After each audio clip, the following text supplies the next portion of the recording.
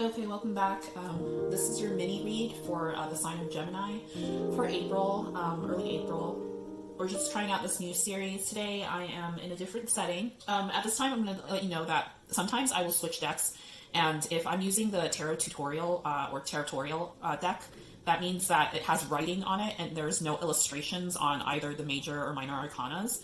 But I will also clarify with actually a traditional Rider-Waite deck.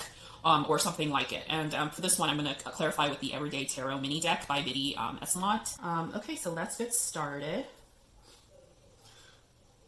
Okay, so Gemini, it's Aries season, and there's a lot of things going on in your world right now. So let's flip over the cards and see what's going on. For this sign, I just energetically feel like there is a lot of things going to come to a head, and then also with Jupiter getting into the mix, there is a lot of big life changes, and there's sort of kind of a revolution happening in many of your own lives, whether in a big or small scale. So we'll see what's going on here. So the first card is Temperance upright. So there's harmony, there's balance, there's patience, sign of Jupiter with Sagittarius. You could be dealing with a Sagittarius. And incidentally, Sagittarius and Gemini are in opposite sides, or in oppositions in the zodiac. The second card in your recent past is Five of Swords upright. So there's some sort of a defeat or a conflict you walked away from. The signs are Libra, Gemini, or Aquarius could be involved. Okay, and your last card is Death in the upright. Rebirth, metamorphosis, new beginnings, and change. So this is quite a good 3-card here. I guess with 2 major arcanas, you're really mixing it up with a lot of change, as I just said. And look at that. Let's take a look at your oracle cards then. With your numerology card, you have a win-win outcome is forecast, full moon in Libra. So definitely a balance of your life is in check right now. And then your chakra card is lilac, strengthen your faith. First card is radical acceptance and surrender can help you let go, release. The second card is unavailable. This person is unable to give all you deserve. And the third card is obstacles, unhealed wounds are blocking forward movement. So it looks like, Gemini, there is someone in your past or recent present that you might have suffered some sort of a ending to the relationship. This could be, if it's not love or it's mainly a love relationship to most people, but this could be anyone. It could be a family member. It could be a coworker. In general, I see this as someone who has a romantic partnership or some sort of romantic interest dissolve.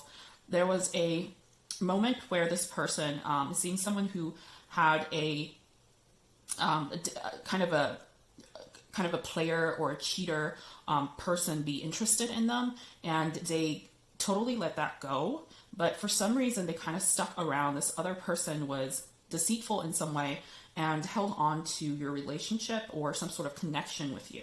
So this is holding you back from pursuing other relationships at this time. And you are kind of at this moment releasing their hold on you. So radical acceptance and surrender can help you let go. And I'm seeing with some of you, there's a definite present moment of balance and just complete win-win for you at this time. You've gotten rid of this person in time to keep your life in check, and it's definitely brought you peace and harmony.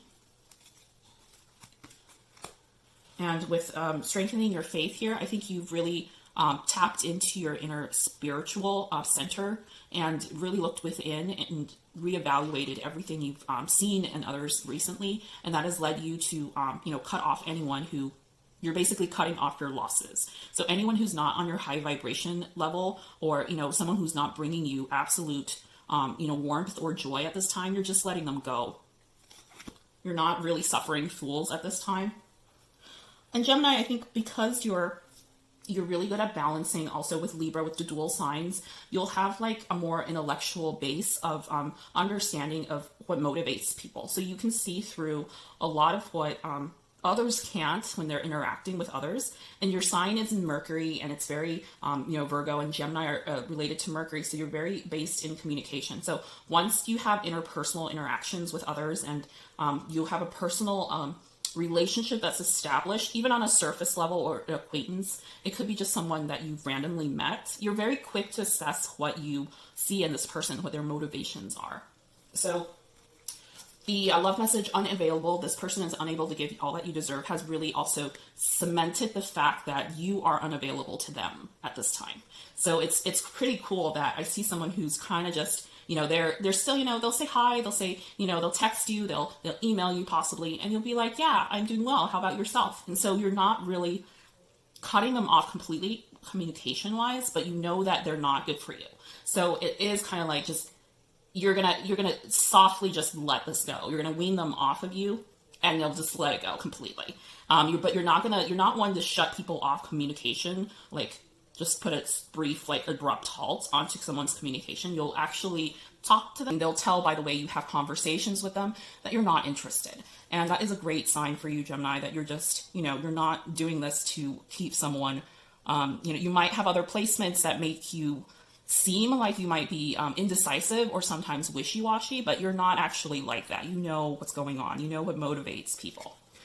Obstacles, unhealed wounds are blocking forward movement. Some of you Geminis have possibly had either someone in the family or a major change health-wise to some of your own health issues. And so this is an obstacle that possibly is a physical one. And I think that wounds could be a literal sense of where you might have gotten hurt or gotten into some sort of an accident. As, doing more self-care routines, watching your health a lot, watching what you eat, and really just getting down to the nitty-gritty of like nutritional issues.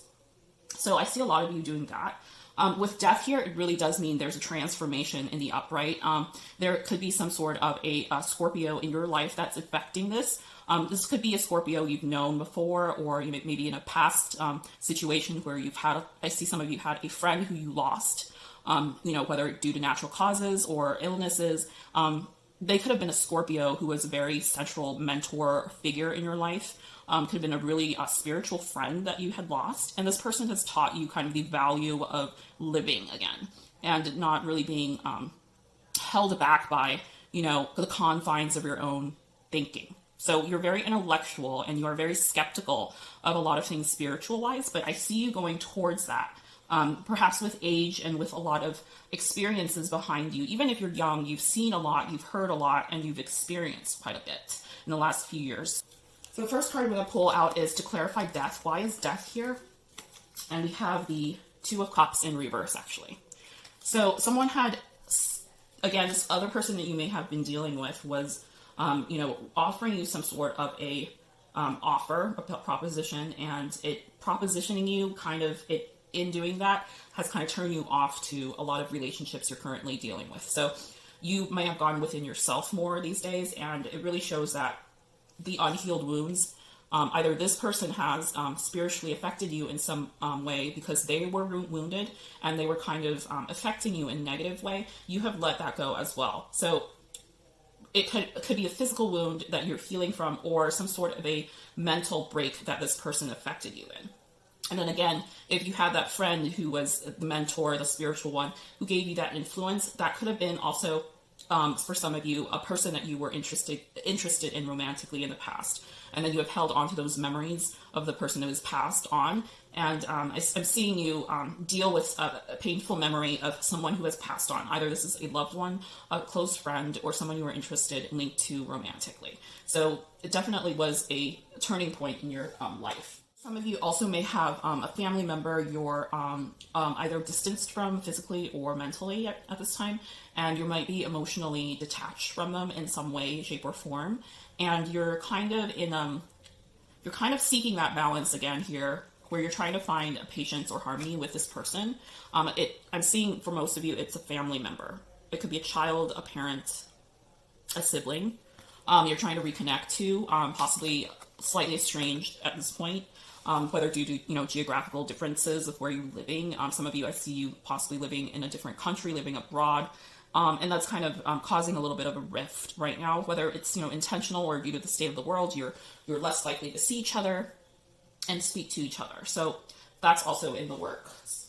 So with the Temperance here, let's clarify Temperance. This is kind of what is the result of this interaction, or who and what is coming towards you. Eight of Pentacles in upright. So definitely a lot of you are already just in a hard-working mode and concentrated on, getting somewhere with your career. and not worried about that. And some of you, even if you're retired or someone who's, not in the workforce anymore, you could be just working on a self, care project that it's kind of consuming you at this time. And then we have the Emperor in upright as well. So the Emperor in upright is showing that this is you. You could have some Aries placements. You are completely in charge, in authority of your own life at this point. There's no other person controlling it. No one's pulling at the strings in the background. You're just completely doing your own thing. And Seven of Cups in the bottom of the deck. So definitely there is a lot of planning, a lot of visualizing what your life is going to be. In terms of some of you, maybe visually wise, you're very organized Geminis. You might be doing a mood board or some sort of law of attraction board that you're just putting, together, piecing together at this time, and wanting to visualize what you want in the next few years. So, and I'm also seeing some of you travel to different places and spiritually getting more centered in that sense. So, great read here, Gemini. Thanks for joining me in this mini read, and we'll see you next time.